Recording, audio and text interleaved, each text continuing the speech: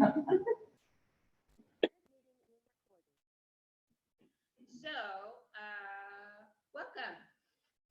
I'm Lori Yoakum. I am the director at Wilson Public Library. We're very excited to have James Ford here today with us. He is the superintendent of Cozad Community Schools. And so we're just going to do a little chat with him. He has a PowerPoint presentation. I'm sure he'll stop at any point if you have questions or afterwards. Because we have a smaller group, I'm going to have everybody introduce themselves. But before we do that, I just wanted to announce a couple of things. We were supposed to have an outdoor movie tonight, 50% chance of rain, so we're rescheduling it for tomorrow night, which is Friday, July 14th. And then next Tuesday, Caleb Walters is coming. He is a recent alumni from Eustis High School, and he is going to be playing on scholarship at UNL this fall, esports, under the tutelage of Amon Green. So we're asking schools and young people to come to see how maybe Cozad could get an esports team. Wow. It's very big with a lot of the smaller schools. Lots and lots of scholarship opportunities for kiddos. Eustis kids have really raked in some money. So hope you can come to that. It's at 3:45, which is kind of a crazy time, but that's during our normal code club time. I know my son is going to be a senior in high school, and he was like, if we had an esports team, I could play that. So 3:45 and on Tuesday. Next Tuesday. Yep. Next Tuesday. Yep. Okay. Jessica Sharkey is going to be here on Thursday, the 20th. She's from Ireland. She is the intern over at the Robert Henry Museum. So she's going to be talking about her homeland and all things Ireland. If you'd ever like to go to that, that's at 5:30. On Wednesday, also at 5:30, Cozad alumna Beth Ravello is coming. She did an internship last summer at the American Library in Paris. So she's going to be coming and talking about her experience there. And then one thing that did not get into our newsletter, Hudson Coe, he's going to be a junior at Cozad High School this fall. His dad is Jeremy Coe. They own Natural Escapes. He has a passion for bonsai. So he is going to be doing a basics of bonsai on Wednesday, July 26th. He just got back from a week-long apprentice internship interview. A week-long interview. Can you imagine that? So if he gets that, and it's with a prestigious bonsai master, he would be going back next summer to do that internship. So lots of cool things coming up. And I'm just going to let everybody introduce themselves. Jordan, start with you. Jordan Starman. I am the Chamber Director for the Chamber of Commerce. Carol Bauer. Val Geyer. Thank you all for coming here today. I have a brief presentation. Happy to answer any questions, so pretty informal. So interrupt me anytime when we're talking here. I'd be happy to go over anything in more detail. When I get excited, I tend to talk fast and forget to click the button. So if that's happening, interrupt me on that too, because I don't want that to happen to us. So yeah, ooh, there you go. Well, so I'm gonna just refrain because I've already got that in. All right. I made it intentionally that I'm not having to do multiple clicks. It's only having to do 9 clicks, so I should be okay here. So anyways, just wanted to do a brief introduction of myself so you guys kind of knew who you were talking to. James Ford, obviously superintendent of Cozad Community Schools. I'm originally from Bertrand. My wife, Ashley, was from Elkhorn. I got my first teaching job down in Elkhorn, and we met each other in the gym, and I got engaged to her after about 6 weeks. So it was, I'm a passionate person. When I know what I want, I try to go get it. So she did the best thing that's ever happened to me. And anyways, when I started going down the road of wanting to be in administration, we were very adamant that we wanted to be by either her parents or mine. Obviously she's from Elkhorn, her family was still there. So we're going to try to get a job in Elkhorn, or we're going to try to get a job out in this area. And so luckily had the opportunity to get the assistant principal job at the elementary school, and then part-time special ed teacher. And that was kind of my end to be an administrator, and absolutely loved our time in Cozad. I've got 3 kids. Joseph, he's going to be a first grader.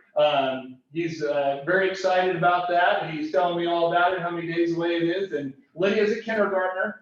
And then Emily still goes to daycare at Melissa Werner's house. So she's going to be coming to preschool when the preschool building opens up when we get to that. And that's part of the slide presentation. So I'll get into the bond update as well. But kind of a fun fact, I was actually born in Cozad. My mom wanted Doc Storius to be the person to deliver me. He was actually out on vacation when I was born. And my dad said it was about 115 degrees that day. He swore, and we had about 15 inches of rain that day I was born. But it's my birthday today, so that's why I mentioned that I was born in Cozad, because it actually is my birthday today. So yeah, maybe the questions will be softballs for me today. So anyways, obviously have a lot of family in the Cozad area. Both of my great grandparents, Vivian Nielsen, we always called her Grandma Modi, and then my Grandma Myrtle. So Century Stylist, the house right over here, that was my Grandma Myrtle's house. And so I'm also related to one of the fine people in the audience today. So Miss Geiger is my great aunt. So my grandpa is Stan DeBoer. So I'm related to the DeBoer family. So anyways. No wonder you're so tall. Yeah, I got that gene. I got that red hair and tall. So, but kind of a funny story. I'll just briefly talk about this. But when I did my opening speech to the staff last year, I mentioned about, how I have a deep love for Cozad because it's always been a part of our family. And I told a story about when I was a kid. We were coming over to visit Grandma Myrtle one time, and I told Mom that coming to Cozad was coming to the big city, and she kind of laughed. This was when I was 26. No, I'm kidding. I was like about 5 or something. And anyway, so I said to her, coming to Cozad, you're coming to the big city. And she said, well, why is that coming to the big city? I said, well, we have to cross a bridge to get in here. So I didn't have an overpass in Bertrand. So there you go. That's all it took to impress me that we were in the big city. So used to play at Central when we were going at Grandma Myrtle's house, and have a lot of knowledge and a lot of connections to Cozad. So we love it, and we've got a lot of great things going on in Cozad, guys. I'm really excited about where we're going and the opportunities that are in front of us. A lot of school districts have a lot of challenges. I'm not saying we're not without any, but we've got the right people in the right places to go take on those challenges. So very, very excited to be a part of Cozad, and just thankful that the Board of Education has entrusted me with the position that I'm in. I'm very blessed. So going on to the next part here, I thought I'd just hop right into the construction, because that's what's going on in town right now. So I'll start at the high school. So we started obviously on the west side of the building with the gymnasium, the new locker rooms, and then the district office. With our situation at the high school, we had to hit the interior rooms with a lot of attention. So there's not been a ton of development on the west side of the building in the gymnasium and the district office area. That's all been a part of the plan though, because we had to get the interior of the building done first before they could go back out there. So we've got 3 science classrooms, and the north bathrooms are all getting work done right now. And I'm going to talk for a while, guys. I'm a talker. So, but this is exciting and kind of a cool thing. When the science rooms are getting gutted, they actually started pulling out the pipes, and the pipe was glass. It was a glass drainage pipe, but that was because you're pouring chemicals down the tube, and that was the best they had. Now we've got special polymer plastics that can, take that, but they built everything with such attention to detail. That's the reason why the building's lasted and been so great for a long time, because they even built where the pipes were going through the foundation. They had a good 4-inch gap around the entire glass pipe. So if the building settled, it wouldn't crack the glass pipe. So, I mean, the attention to detail was just amazing. And so that was really kind of a fun discovery when we were going through the science renovation. But those drywall started to get hung. They're going to start hanging the ceiling grids here on Monday. The high school is on a tighter deadline, I would say, than the elementary. But we have contingency plans if it's pushed us back a little bit. But I have confidence in Paulson's. I think we're going to get it done on time. So south additional classrooms, it's kind of similar to the west classrooms, or excuse me, those west addition rooms. that they are not working much on those right now because they're trying to get the interior done. Those are slated to be done end of October, maybe mid-November. I don't know if we'll necessarily move into the classrooms at that moment. We might wait till the semester break and then move down. But one room is going to be a science room, and then the room on the west is going to be a art room.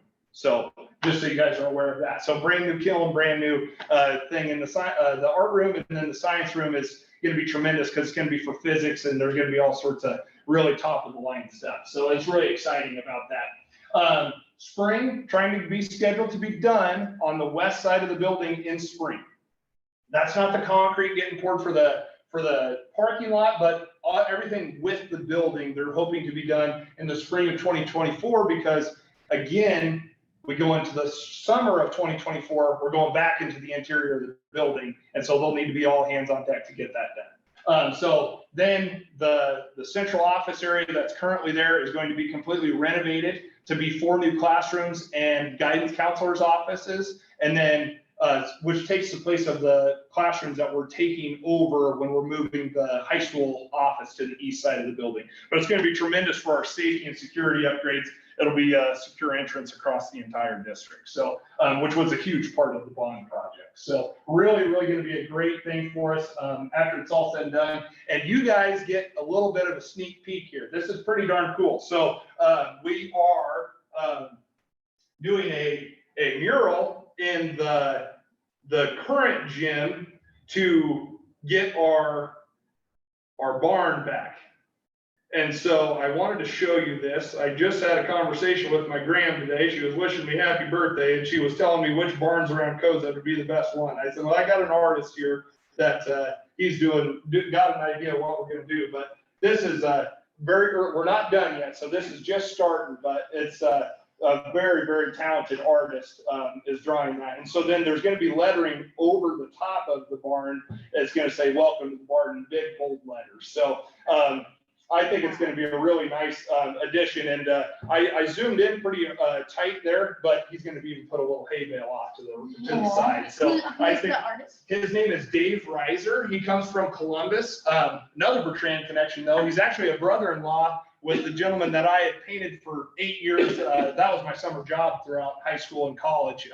Anyways, brother-in-law of him, and I was in a wedding out in Denver, and I'd already kind of started setting this up, but then bumped into him at the wedding. He's like, no, I can come in July. I'm like, well, then you're coming in July. Let's go.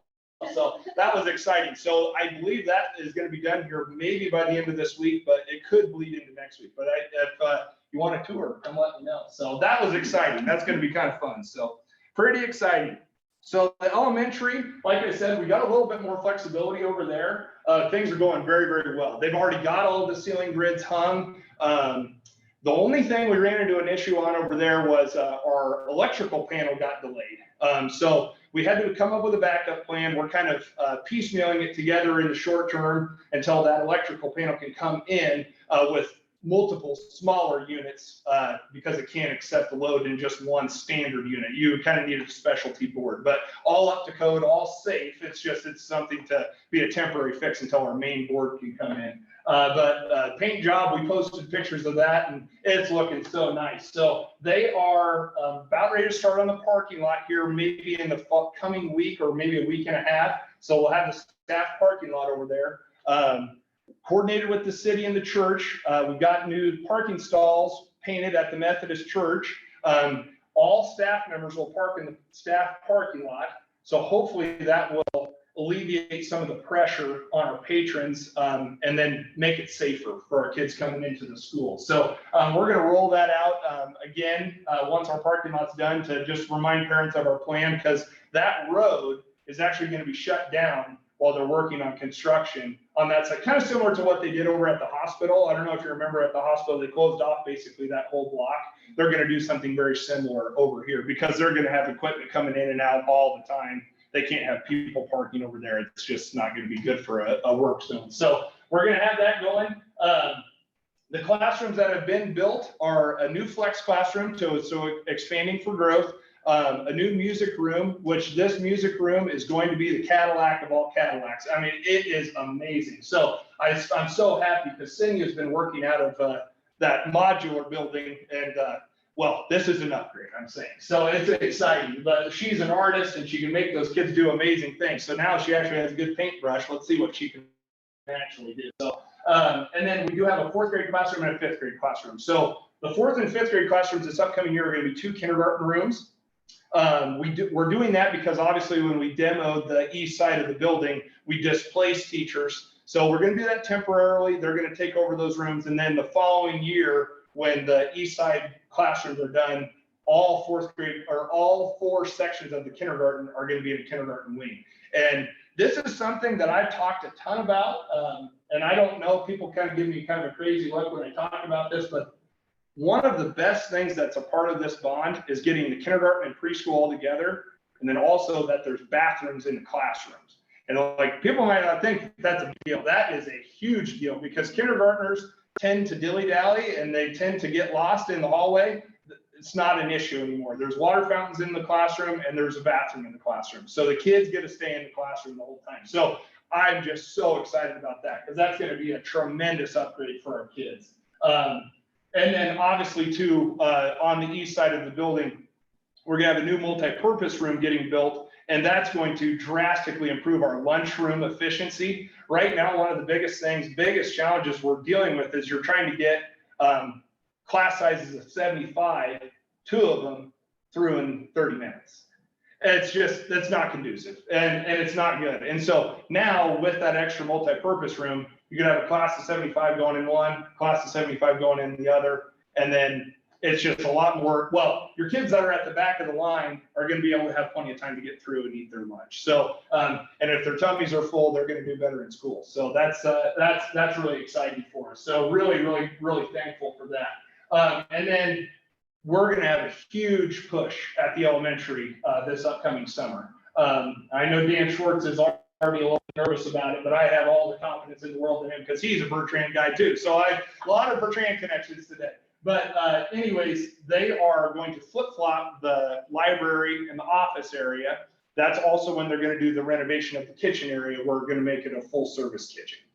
So huge amount of interior work. They're going to do flooring throughout a lot of the building, a lot of painting throughout the building. So a lot of interior work next year. So I'm taking it one day at a time. I'm not worried about next year's summer issues. I'm worried about this one, finishing this one up, and then we'll start making contingency plans for next year because we'll still have after zone. We'll still have other things. So we're going to have to work through that. But my tentative game plan is to use the preschool and kindergarten wing next summer for after zone because that'll be an area that's finished, undone, and then they can just use that wing. So anyways, any questions on the bond? Because that's my bond presentation here. So next part up, just wanted to kind of give you a brief overview. I don't know if you've been following on Facebook, but we have 15 new teachers to the district. That's a little bit of a higher number, but it's not as big as last year. It's just kind of comes with the territory now. You have parents or teachers that husbands take a different job somewhere else, and nobody's leaving on bad terms. Everybody's walking with a smile out of their face, but it's all been good. But I'm very excited about our crop of new educators coming in. I mean, we've got some very, very high quality individuals coming in, and just kind of a heads up to you guys, the bond was critical in hiring new staff. It just was. I mean, we were loud when we were going to career fairs. We would have our posters up of all the new projects that are coming and talking about all the great things that are happening in Cozad were all true, but other people couldn't match what we were doing. And so obviously, if you have 15 openings, you have 15 people you got to get hired. And we're in a teacher shortage right now, but we're not taking that as an obstacle. We're going to use that as an opportunity to go get better. So we've got some great individuals coming in. I'm really excited about a lot of them in coaching positions. So you're going to see them, but we did post on Facebook all of the new staff. So if you want to go back and actually read on the people that we did hire, you can go do that. So I just didn't feel like going through all 15 for this venue was all that great. So you can check that out or give me a call if you want the full list. So talking about curriculum, we did hire a new director of teaching and learning this previous year. His name is Connor Williams. He's done a fantastic job in our district. We were lacking, and I think the kudos to the board for recognizing this.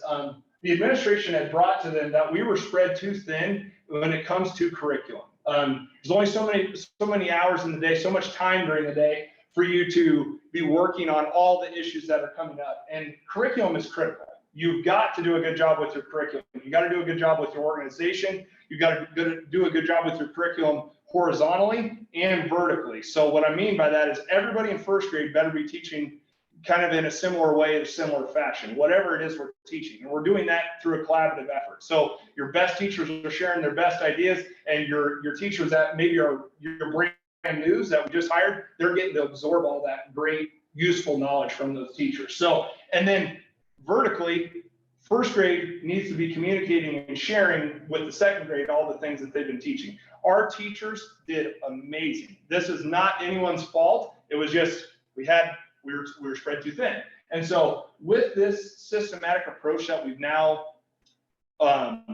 set up, I'm very confident that we're going to see results with our kids performing better, just because of our organization and our systematic approach is going to be drastically improved. And I think I've got proof of that already. Our math curriculum adoption that we went through this previous school year was without a hitch. I mean, when you go to a curriculum adoption, very rarely do you have almost 100% buy-in from your teaching staff of, yeah, that's the curriculum you want, you know, because maybe your fifth grade doesn't really want what the kindergarten wants. And the kindergarten, you're not going to have a curriculum that goes K through 12. I mean, that's just not a thing anymore. You're not going to do that. And so when we went through that process and worked through it with our teams, we were almost across the board unanimous with the decisions that we made. And I think we did that because of our systematic process. So if you bump into Mr. Williams around, give him a kudos, because he's done an amazing job working through that whole process. So if you do have curriculum related questions, you know, I would be able to give you some information on it, but if you want in-depth knowledge on it, he's the guy to talk to, because he knows that stuff like the back of his hand. So, and he encouraged me to put his information out there for you, because he loves having those conversations with people and explaining that to them. His line is, I love staying in my lane. My lane's curriculum. I love my lane. So you tell me what you got curriculum related questions, I'd be happy to answer it. So anyways, that's on our website. That's all of our curriculum information, and then his email, and then his phone number. So that's on the curriculum side. One last thing, I didn't put this in there. We are going to go into our kind of our CTE kind of specialty type curriculum in the coming years in science, are the ones that are coming up. Those are the curriculums that are coming up that we're going to be looking at adopting. So this is kind of a unique thing that we've been working on this year. And I just want to briefly reference this. When I was talking about our organization and our systematic approach, CIP stands for Continuous Improvement Process. And this is something that I'm very passionate about. One of my favorite quotes is from Zig Ziglar, just saying, I shouldn't have had it written down. I apologize. But basically, it was just saying, if you don't have a goal, you're going to hit it. You're not going to hit your goal. And if you don't hit your goal, you're going to fail. And so we decided, from a systematic level, we were going to try to combine all of our efforts of improving the school into a one-stop shop flow chart that explains to our public what we're trying to do. So our mission and our vision have all been established for a while now. And I'm not going to read through it. You guys can read, but that is at the forefront for a reason. That's our 5-year goal. That's our 10-year goal. That's what we're about. We're about Cozad creating success, and we're about partnering with our family and community to make our students successful for their entire life. So what we did is, okay, so now that's our mission and our vision. What we need to do is we need to establish a district level goal. And something I insisted on is we need to have an academic related goal, but we also need to have a culture goal, because you can have an academic goal, but if your culture is not any good, you're not going to get anything accomplished. And if your culture is good, but you don't have an academic goal in mind, well, everybody's kumbaya, but you don't get anything accomplished. So you need to have both. And so we have both an academic goal and a culture goal. And so when you're reading through that, that looks like a little bit of word salad. That's done on purpose, because when you're doing a district goal, that's supposed to sustain you for 5 years. So you're not really going into the weeds of trying to improve at the district level goal. You do that through your building level goals. Does that make sense? And so when I scroll down, you'll see what the individual building goals are for how we're going to work through this. So anyways, when we set these up, we did the district level goal first. Once those have been established, then we start passing it out to our individual integrated teams. So we have representatives from every single building that are working on, okay, that's great, that's our district goal. But what are we going to do at the high school level to improve? What's specific about the preschool that we're going to improve at the preschool level and make a goal for that? That also supports our district level goal. And then put it all in one place so that if a high school teacher is asked, they know what the preschool is working on, and vice versa, and across the district. And so every one of these documents is hyperlinked. So every one that's in red here is hyperlinked, and it takes you to different portions on our websites or just the resources that we have acquired. None of this was set up before. So again, that's why I want to give a lot of kudos to our team, because they're the ones that helped develop this. This is not just a Mr. Ford deal. This is our team. Our team established this, but this was not made. And so I'm just going to go briefly into this hyperlinked page to just kind of give you a brief understanding of all the things that we've accomplished in 1 year. So in 21-22, this was our team decided of all the things that we could go into. And it's not a big deal to talk about the individual things in there. But what I wanted to reference is all of the things that our teams accomplished in this past year. Kind of unheard of, to be perfectly frank. And when I was finishing my college classes with my superintendent classes, I had to take 2 last classes this past year. And my very last class, when we were kind of putting the bow on this continuous improvement process, was a continuous improvement class. And so the gentleman that was leading the class, he actually was going to go back and be an interim superintendent. And I shared all this in my capstone project, and he said, "Can I take that and use that?" And I'm kind of like, "Yes, you can." And I'm going to tell everybody that I know that that's what we're doing. Now, we want to be kind of a model of what this is supposed to look like. And so I'm not bragging on myself, I'm bragging on our team. So I hope that's very, very clear, because our team did an amazing job. So these are individual goals that are for the building, and they're building specific. I made a standard that the teams had to hit. The teams had to hit a MAD goal. That's an acronym: measurable, attainable, and data-driven. And so every building goal has a measurable goal, it's achievable, and it's data-driven. And so they have individual teams that are going to be the ones that are documenting and evaluating if we're making progress on our goal. And if we aren't, maybe we change up something about our system. If we are making progress on our goals, what can we do to maximize the progress that we can make? And so I'm very proud of the growth that we've made in this area.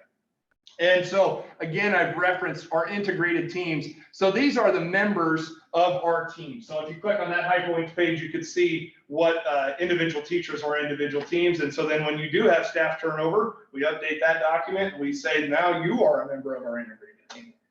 So does anybody have any questions on our continuous improvement process? I know that was a lot. So if you want though, that document right there gets it so that you could download the PDF. You could do a scan on your phone, take the QR code, and then get the individual PDF. I was going to bring a hard copy, and I'm like, well, that's a little redundant. You probably don't need to do that. So I just decided to go through this. But if you'd like a hard copy, I'd happily give you that too. But like I said, the red words on here are hyperlinked, and it takes you to individual pages.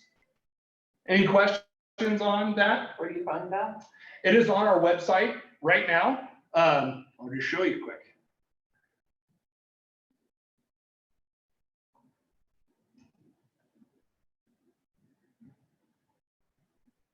Let me go back here. Yep, CozadSchools.net. And then let me look here. Nope, it would be continuous improvement. School improvement right there. And then it's right there on the page, on the website. So it's under parents and school improvement. So bring that slide down one more time. Oh, okay. Back to the slide or back to the PDF? Yeah, the PDF that you just had.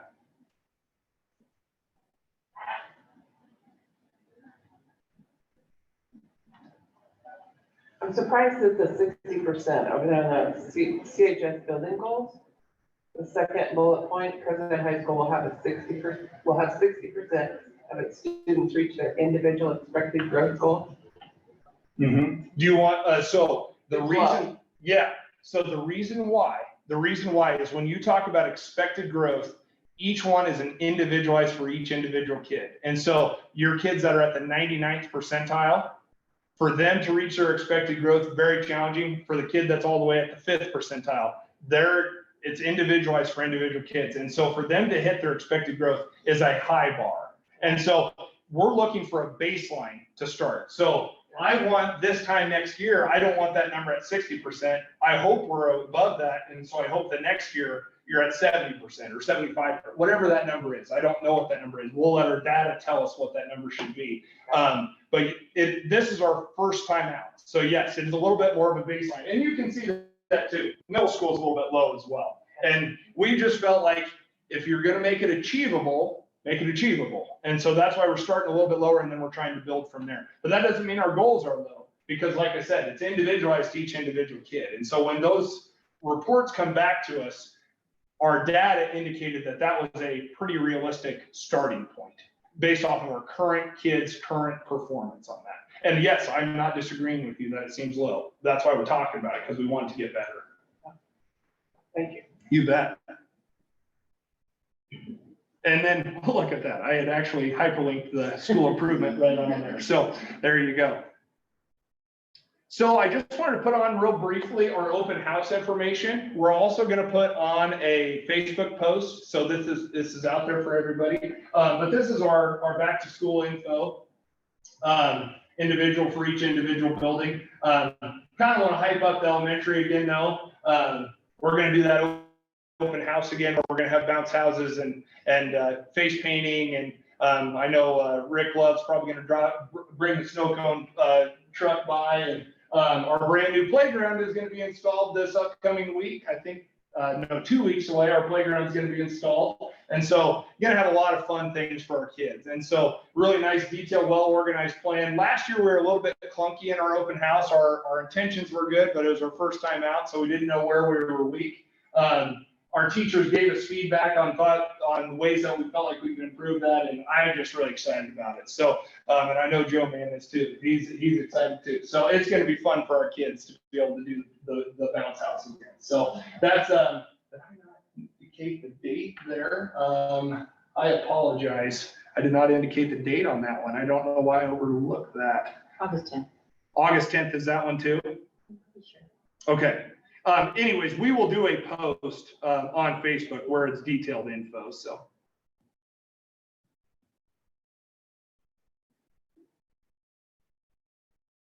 And then I thought I'd open it up for questions if you guys had any questions for me.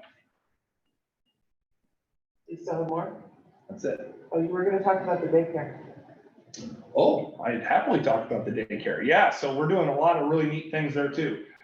They received their grant, so they have all sorts of funding that can make some renovations, much needed renovations to that building, that they are not necessarily up to the same codes that a public school would have to be. You know, they're under different regulations for them. And so some of the things that, you know, so here's an example.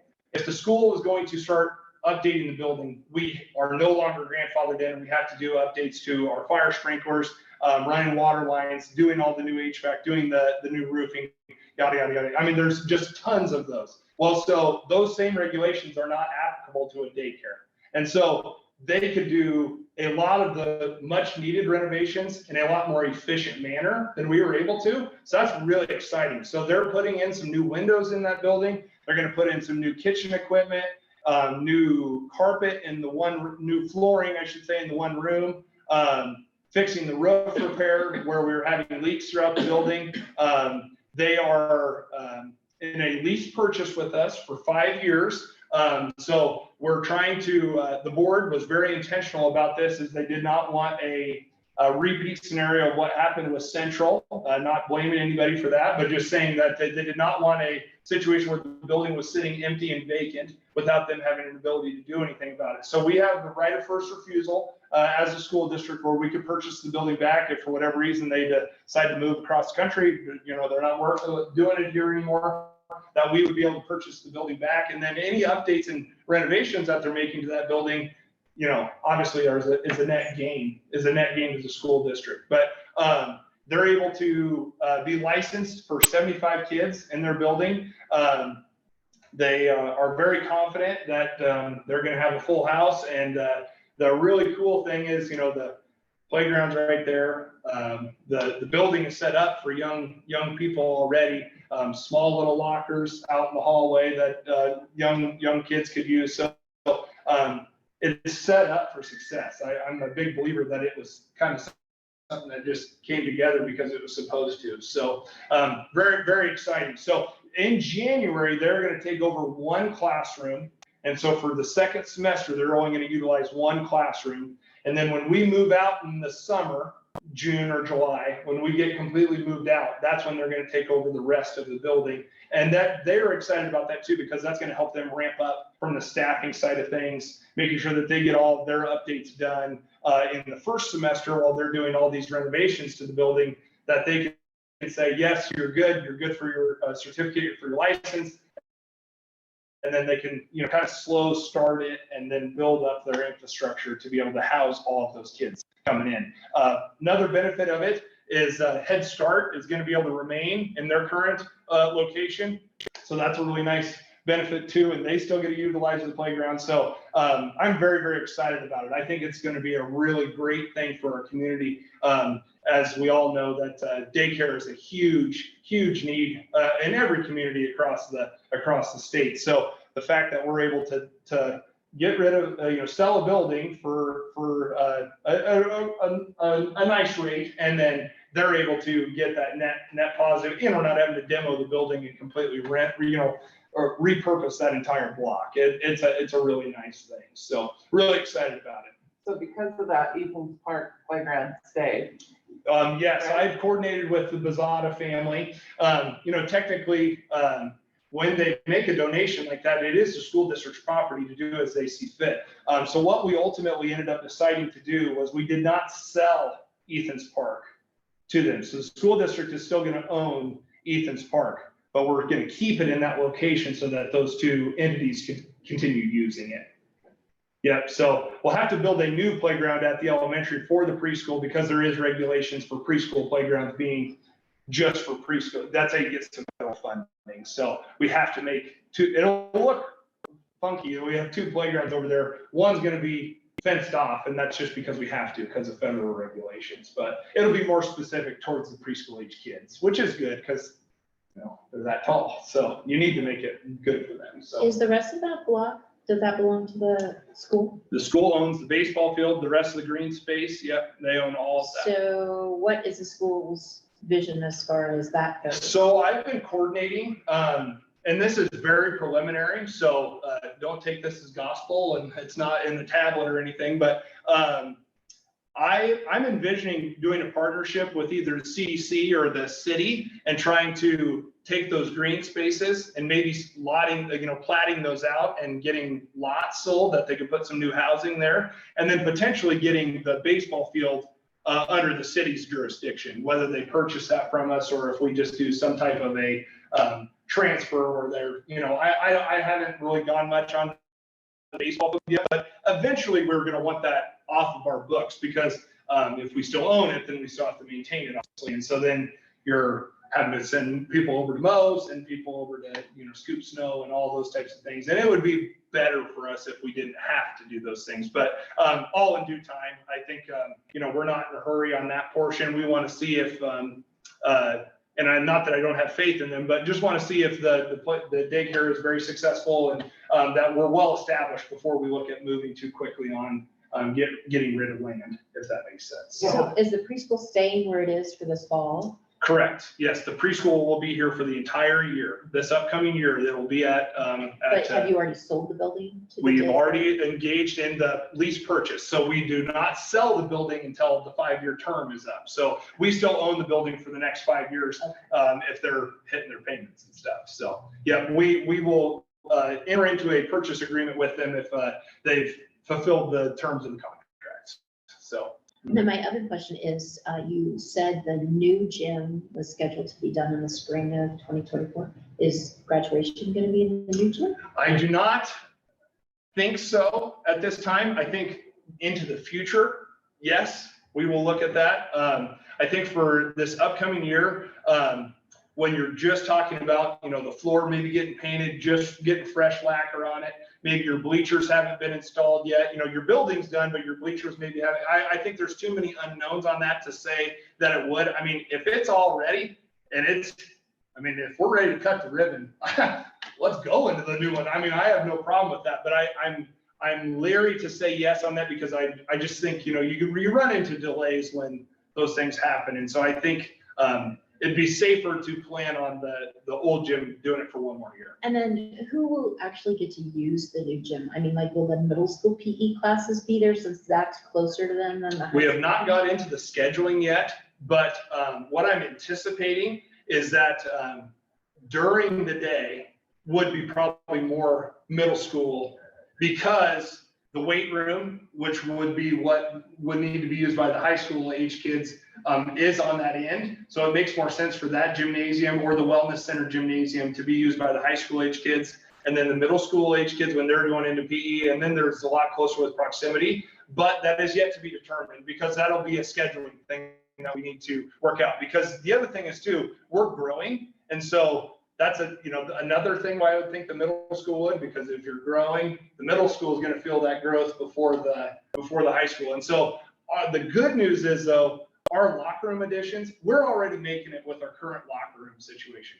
So now we've got even extra locker rooms. So I feel like we're easily set up to absorb our growth that we've been experiencing. And I would say tentatively right now, we're planning on middle school, probably using it more, but that's still yet to be determined because we have not scheduled that out. And then So will After Zone be able to use the elementary gym finally for the after? yes, school- that was one of the biggest pieces of that is we want our kids participating in extracurricular activities because if kids participate in extracurricular activities, it is rock solid research that kids will perform better in school. And so one of the hindrances at the middle school level, which then had a cumulative effect to the high school, they didn't want to practice in the morning.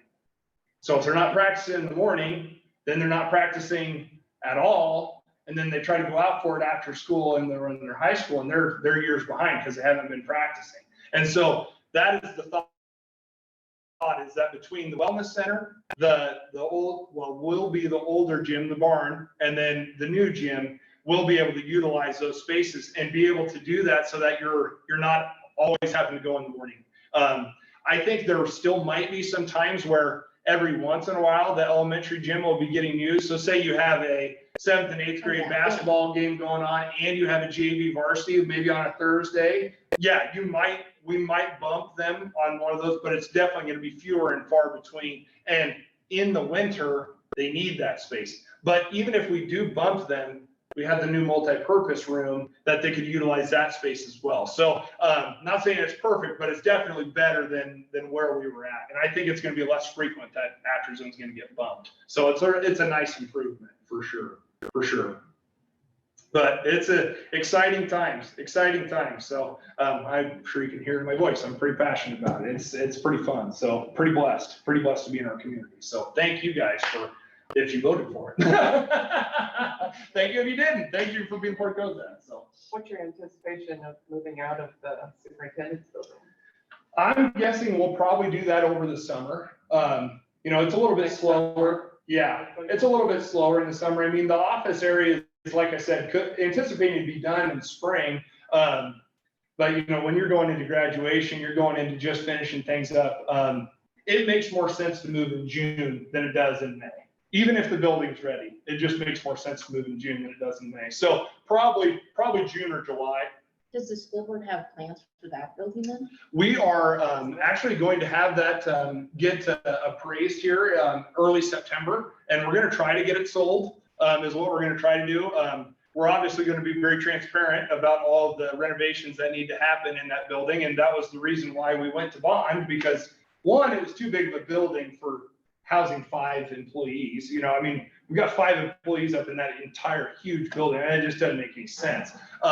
So the money that we were going to have to do to renovate that space and then spread your campus out, it just didn't make sense. So that's why but that building is definitely in a lot better shape in terms of renovations than the preschool building. The preschool building needed a lot more help. And like I said, it felt like it was supposed to happen, because who has grant money like that can put all that money into a building? You know, normal businesses not going to be able to have the ability to put that type of money into a building, but because of her grant, she was able to. So we're hoping to sell it. Yeah, I don't know. We're but like I said, the board gave me a directive in our June meeting to look at trying to get it appraised, try to get it sold. And so I've got an appraiser coming in September, and then he'll give us kind of a number of what a fair market value would be, and we'll see if there's any interested buyers out there. I've had a handful of people reach out to me, so I'm hopeful that it'll sell, but yet to be determined. So looking to sell it though, so spread the word. Are there any questions, other questions for James? Did you do away with the bond Facebook page? Yeah, we were trying to make that so that it was a lot more efficient. We were having to log into a different account to go into that Facebook page, and we just felt like it's all about Cozad anyway, so just do it all through one. Are you wanting to see more pictures of our progress, or? Yes, like to go back and look at the plans. I had an alumni from here that lives in Missouri, and it's like, oh, well, I could give him the Facebook page, but no, I couldn't, it's gone. Oh, yeah. Do you have those plans online anywhere? I do, yes, but we absolutely can share more if that would be a desire. We absolutely can share more. Since There it's- were brochures once. I was gonna say, Yeah. it would even be nice to have that just as a place on the website that you could go. And see progress. Well, or see the Well, plans. see the original plans of what the bond voted for, or what the plans of the development are, you know, Mhm. just, I was trying to share pictures that I had taken going down the street. Yeah, But yeah, you don't get a full floor plan yeah, view of what is yeah. affected. No, I easily and readily available, so, yeah. we It'd be absolutely nice if can it do was that. on the Cozad Schools website. Yeah, we can do that. That'd be a piece of cake. I'll talk with Mrs. Wolf. I should say for her, it would be a piece of cake. Yeah. That would be Easy for something you. I would be Easier for delegating. you. It would be a Yeah, cake for you to tell I'm Mrs. going to delegate that, so. Well, thank you, James. for Yeah, you coming. bet. Thank you all for coming as well. And, Yeah. Happy to do it. So, yeah, I'll come back and do it again if you want to hear me talk. Well, and so. I hear that you're gonna have a regular column in the newspaper too. Yeah, we're gonna try to do that. Yeah, I talked about that with Mrs. Nutt in the second semester of, when things slowed down a little bit, I wanted to be able to do that like once a month and just try to be able to give updates. So that'll be a good way to get updates as well, because she'll be asking me these questions and I'll be able to give her the answer. So and get that spread out, very quickly and easily to everybody. So, well, thank you guys. Yeah, like I said, my birthday, so the kids were gonna take me out to lunch today. Oh, So this that's is where perfect. that's where I'm headed. So our timing was perfect. So thank you guys. Give me a holler if you need anything from me, so.